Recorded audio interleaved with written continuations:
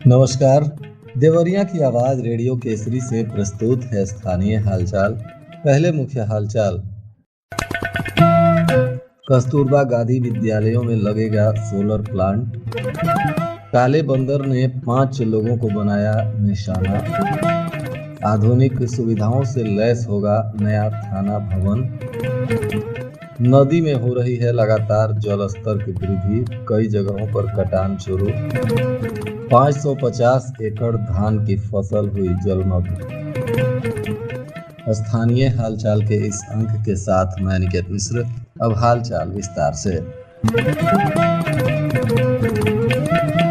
जिलाधिकारी के निर्देश पर मुख्य विकास अधिकारी राजेश कुमार सिंह की अध्यक्षता में जनपद के सभी कस्तूरबा गांधी आवासीय बालिका विद्यालयों के प्रधानाचार्यों के साथ ऑनलाइन बैठक की गई। बैठक में जनपद के सभी कस्तूरबा गांधी आवासीय बालिका विद्यालयों में सोलर प्लांट स्थापित करने पर विचार विमर्श किया गया। मुख्य विकास अधिकारी ने सभी प्रधानाचार्यों को निर्देश दिया कि सोलर प्लांट स्थापना के लिए तत्काल प्रस्ताव तैयार कर शासन एवं संबंधित विभाग नेडा को भेजें।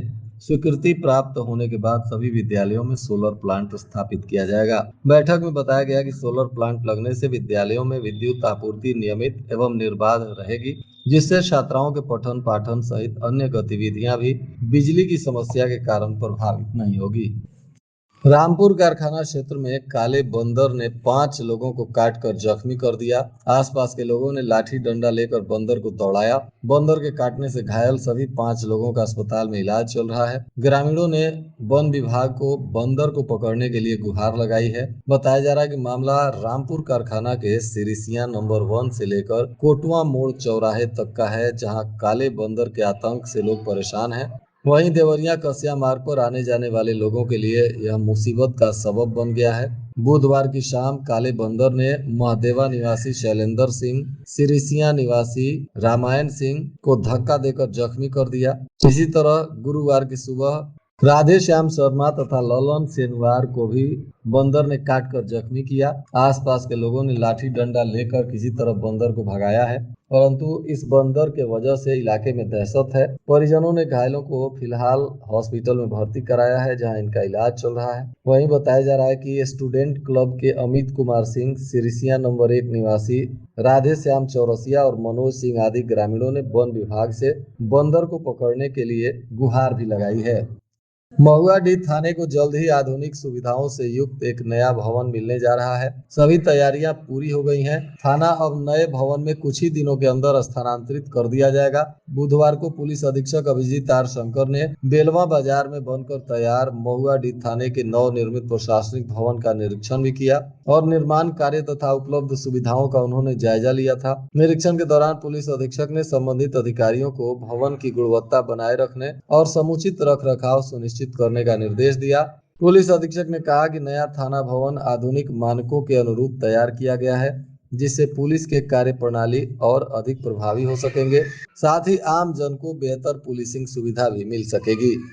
इधर रामपुर कारखाना क्षेत्र में लगभग 550 एकड़ धान की खरीफ फसल जल भराव के चपेट में आ गई है। आधा दर्जन गांव के खेतों में कई दिनों से पानी भरा होने के कारण फसल खराब हो रहा है। किसान लगातार प्रशासन से पानी निकासी की मांग कर रहे हैं, लेकिन अब तक कोई स्थायी समाधान नहीं हो सका है। किसानों के अनुसार रामपुर कारखाना के उत्तरी क्षेत्र के डिगवा, मदरापाली, बुलाकी, मंदिरापाली और गोविंदपुर होते हुए सिरसिया रजवाहा नहर गुजरती है। पहले इन गाँवों में खेतों का वर्षा का पानी नालों के जरिए आसानी से निकल जाता था। कुछ माह पूर्व पोखरभिंडा नाला गांव में एक विद्यालय तक सड़क निर्माण के दौरान जल निकासी की समुचित व्यवस्था नहीं की गई। सड़क को ऊंचा बना दिया गया और बहाव वाले स्थान के बजाय दूसरी जगह साइफन बना दिया गया, जिसके वजह से अब इस इलाके में जल जमाव से लोग परेशान हैं और किसानों का फसल खराब हो रहा है।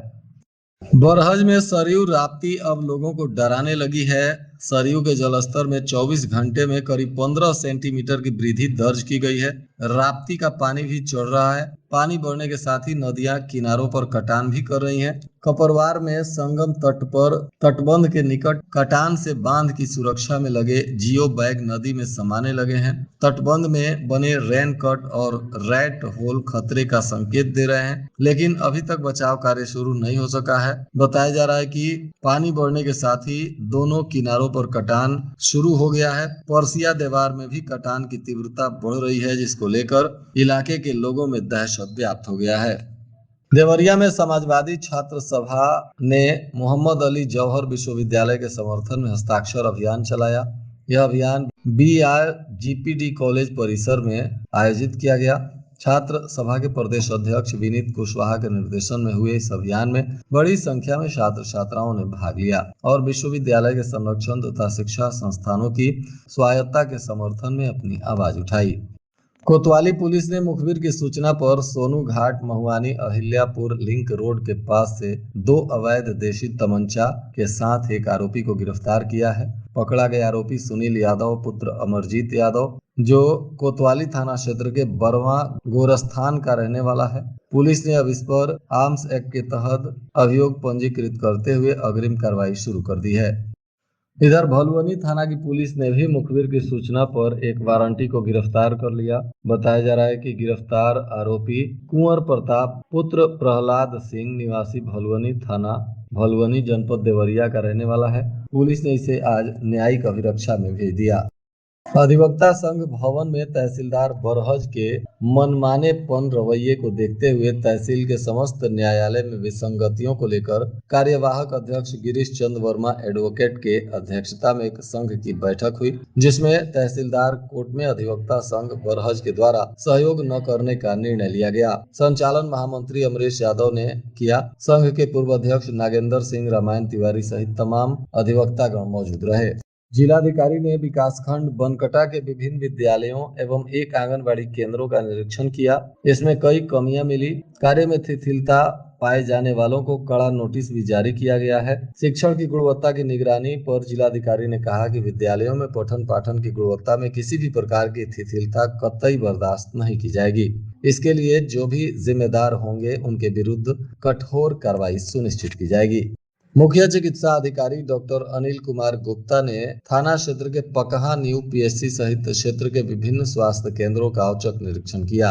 इसमें न्यू PSC पकहा में चिकित्सक डॉक्टर विनय वर्मा तथा तीरमा साहुन उपकेंद्र पर CHO नरेंद्र अनुपस्थित मिले। CMO ने दोनों के एक दिन के वेतन को काटने का निर्देश दिया। निरीक्षण के दौरान CMO ने अस्पताल में दवाइयों की उपलब्धता, साफ सफाई, मरीजों को मिलने वाली सुविधाओं तथा अभिलेखों का भी जायजा लिया।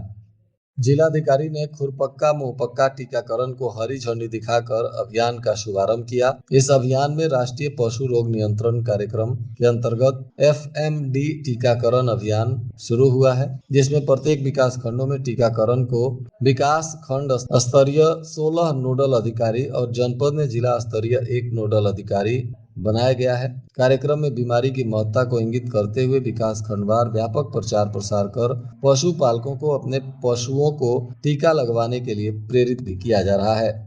जनपद में सर्पदंश की घटनाएं तेजी से बढ़ रही हैं। जून महीने से अब तक 72 लोगों को सांप ने डसा है।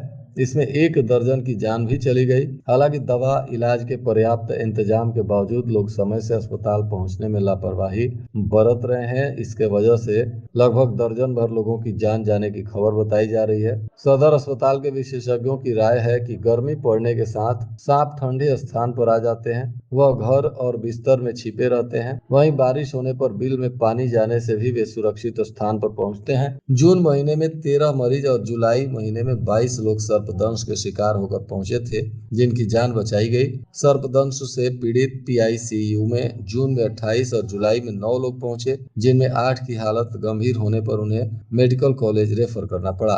सर्वर के पेच ने उर्वरक वितरण पर ब्रेक लगा दिया।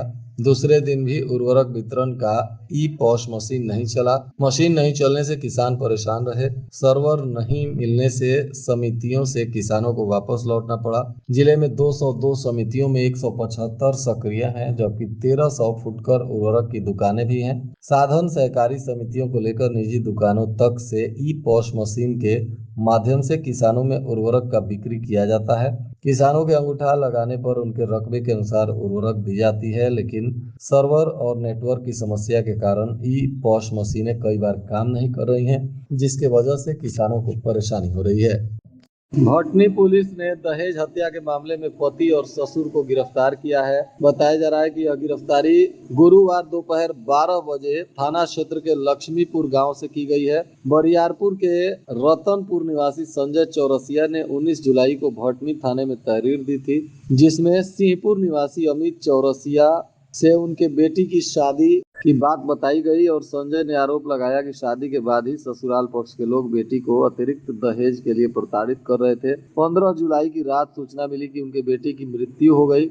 इसी मामले में उन्होंने दहेज हत्या का मुकदमा दर्ज कराया था और जिसमें पुलिस ने आरोपी अमित चौरसिया और उनके पिता राजेंद्र चौरसिया को गिरफ्तार किया है। दोनों को आज न्यायिक हिरासत में भेज दिया गया।